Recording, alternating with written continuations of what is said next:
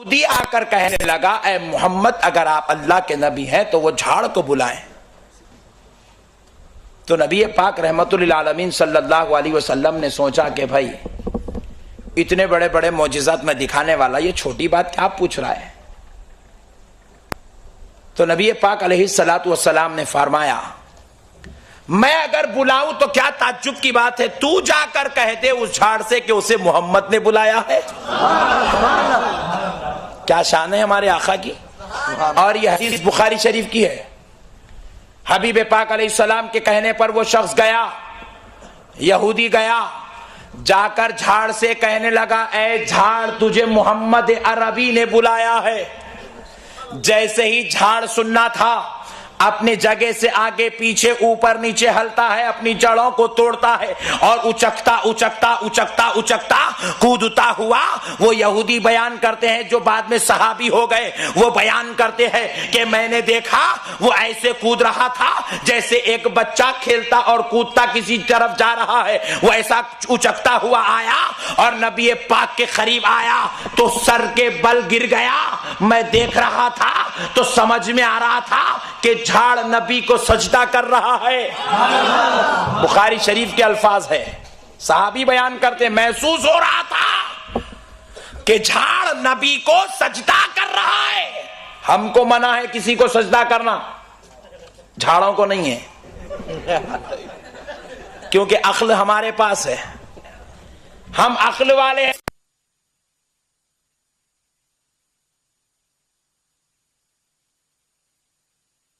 फरमाते हैं, जरा बता दे मैं कौन हूं। एक एक पत्ते से आवाज आने लगी, अशहदु अन्ना मुहम्मदन अब्दुहु व रसूलुहु। सुभान अल्लाह।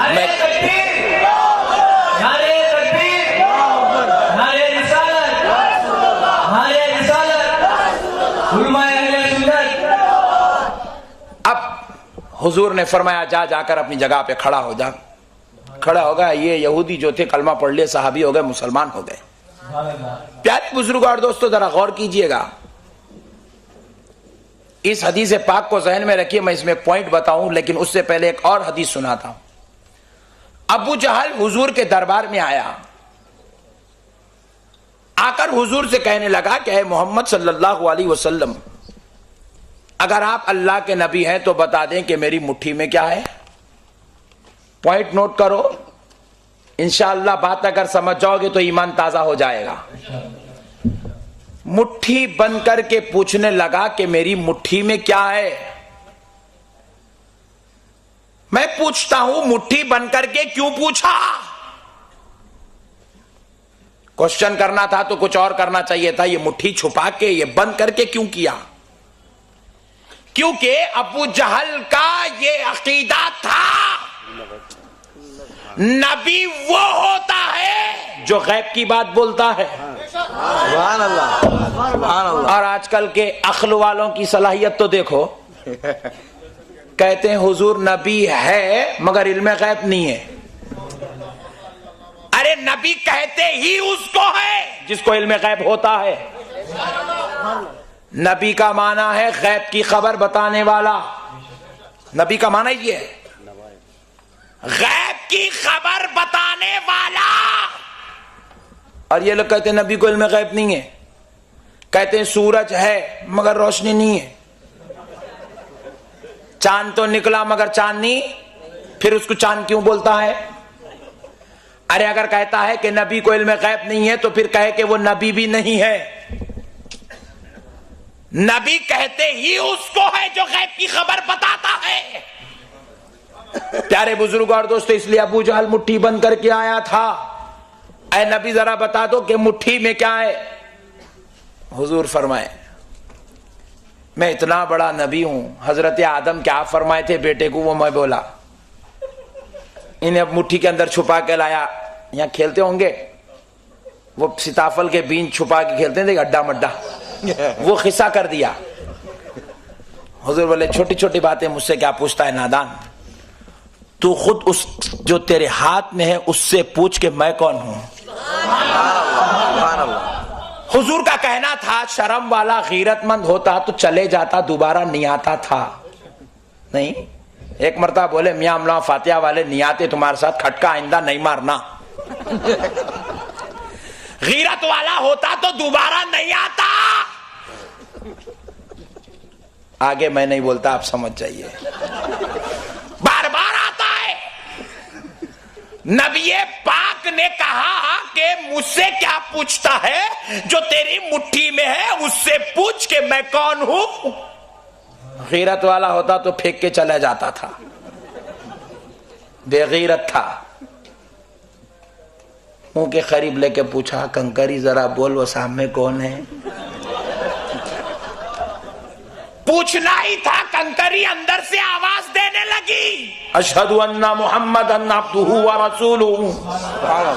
मैं गवाही देती हूं कि वो अल्लाह के रसूल और उसके बंदे मोहम्मद सल्लल्लाहु अलैहि वसल्लम है। जैसे ही सुना फेंक दिया। यहां तक तो आपने सुना होगा, मगर मेरा एक नुक्ता मेरे जहन में आता है, मैं आपसे पूछता हूं। गौर कीजिए, कंकरी तो एक मुर्दा शय का नाम है। कंकरी में जान है, कंकरी सुन सकती है, कंकरी देख सकती है, कंकरी पहचान सकती है, कंकरी बोल सकती है, नहीं बोल सकती। लेकिन अबू जहल के हाथ में कंकरी सुन भी रही है, फिर किसकी? किसी ईमान वाले की नहीं, किसी नबी की नहीं, काफिर की बोली सुन रही है। पॉइंट नोट किया जाए, काफिर की बोली सुन रही है। काफिर के पूछने पर नबी होने की गवाही दे भी रही है, बोल भी रही है, सुन भी रही है, समझ भी रही है, बता भी रही है। तो मैं पूछता हूं, एक मुर्दा कंकर में इतनी सारी सलाहियतें कहां से पैदा हुई? सुभान अल्लाह। तो मानना पड़ेगा नबी की नजर पड़ गई थी। नबी की नजर पड़ गई तो मुर्दा कंकरी में जान आ गई।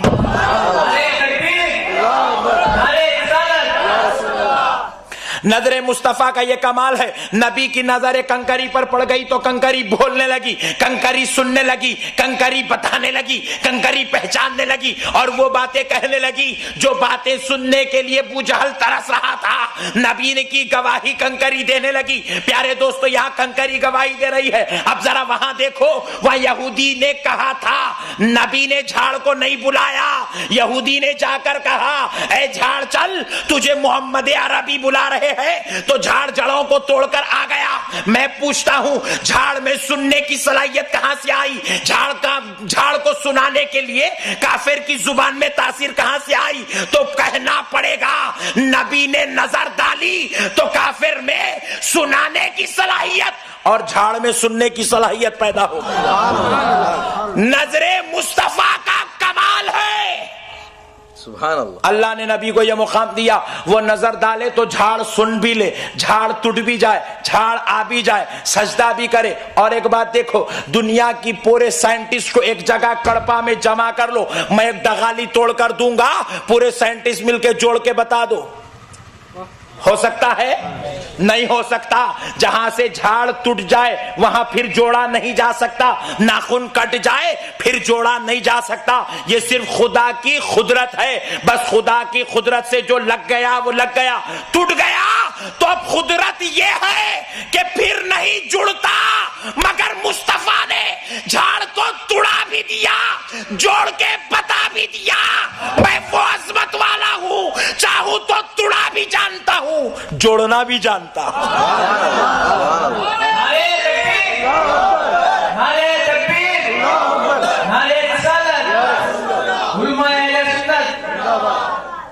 नबी बताना चाहते थे, मैं अल्लाह का नबी बनकर आया हूं।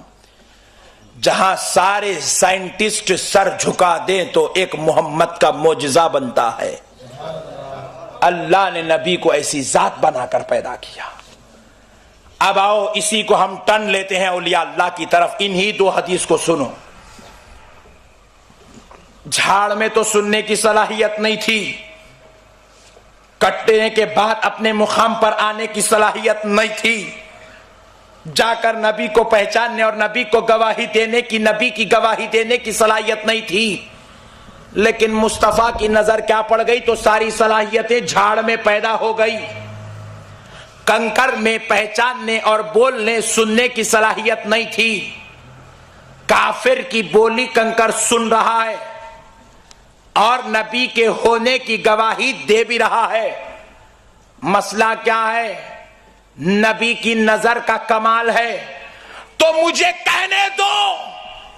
बास जाहिल कहते हैं कि जो खबरों में लेटे हुए हैं वो मुर्दा है, नौज़ुबिल्लाह। बास जाहिल कहते हैं कि औलिया अल्लाह पर्दा कर गए, वो मट्टी में मिल गए, वो गल गए, वो मर गए। मुझे कहने दो, अगर वो मुर्दा है तब भी सुनते हैं। नबी ने बता दिया, मैं नजर डालूं तो कंकरी काफिर की बोली सुन ले, और अगर मेरी नजर से जिसको मैंने गौसे आजम बनाया है, जिसको मैंने अपनी नजर से गरीब नवाज बनाया है, जिसको मैंने अपनी नजर से बंदा नवाज बनाया है, जिसको मैंने अपनी नजर से शेर इस्लाम बनाया है, अगर वो मेरी नजर वाला खबर में मुर्दा होगा तब भी वो सुन लेगा। यहां तो काफिर की बोली कंकरी सुन रही है, वह ईमान वाले की बोली गौसे आजम सुन ले तो क्या ताज्जुब की बात है। सुभान अल्लाह। नारे तकबीर, नारे तकबीर, नारे रिसालत, नारे रिसालत, उम्मा अहले सुन्नत। कुर्बान जाओ प्यारे बुजुर्ग और दोस्तों, वो औलिया अल्लाह अगर इनकी नजर में मुर्दा है तो हमारा अकीदा तब भी पक्का है कि वो अभी भी सुनते हैं, क्योंकि उन पे नबी की नजर है। इसीलिए देखो, हम लोग हर नमाजी को वली नहीं कहते, हर नमाजी वली नहीं होता, हर रोजेदार वली नहीं होता, हर मुत्तकी वली नहीं होता, हर परहेजगार वली नहीं होता। हाँ, इबादत, तक़वा, रियाजत, पाकीज़गी, तहारत के साथ साथ नबी की नजर जिस पे होती है वो वली होता है। नबी जिसका इंतखाब कर ले वो वली होता है। ख्वाजा मोइनुद्दीन चिश्ती, हसन संजेरी, अजमेर वाले गरीब नवाज आए नहीं, मुस्तफा ने भिजाया है। आए नहीं, नजर से पिलाया है, पिलाकर भिजाया है। और जब भिजा दिया गया तो क्या हुआ? कड़पा में मुसलमान नजर आ रहा है। प्यारे बुजुर्ग और दोस्तों, जब गरीब नवाज तशरीफ लाए तो गरीब नवाज ने नबी की पी हुई मैं जब काफिरों को पिलाना शुरू किया तो 90 लाख काफिर मुसलमान हो गए। 90 लाख को मुसलमान करा दिया।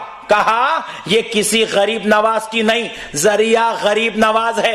हकीकत में तू मुस्तफा की शराब पी रहा है, हकीकत में तू मुस्तफा की मह पी रहा है, हकीकत में तू मुस्तफा का फैजान पी रहा है। कि जरिया तो गरीब नवाज को बनाया गया, लेकिन पिलाया तो जा रहा है, मदीने का शरबत पिलाया जा रहा है। इसीलिए प्यारे बुजुर्ग और दोस्तों, औलिया अल्लाह तशरीफ लाते हैं तो औलिया अल्लाह जात से खुद नहीं आते, अल्लाह और उसका रसूल भी जाता है। और एक बात देखो, आप अगर किसी को कल, टेंशन मत लीजिए, एमपी बनाना चाहते हो तो बना सकते हैं, आपके इख्तियार में। रिजेक्ट कर दें तो भी आपके इख्तियार में, और खुसूसन मुसलमान के इख्तियार में, इसलिए जलसे की परमिशन भी मिल गई। प्यारे बुजुर्ग और दोस्तों, अल्लाह रब्बुल इज्जत ने मुसलमान को इतना बड़ा पोजीशन दे दिया, हम जिसको थम बता लें वो सिट पे,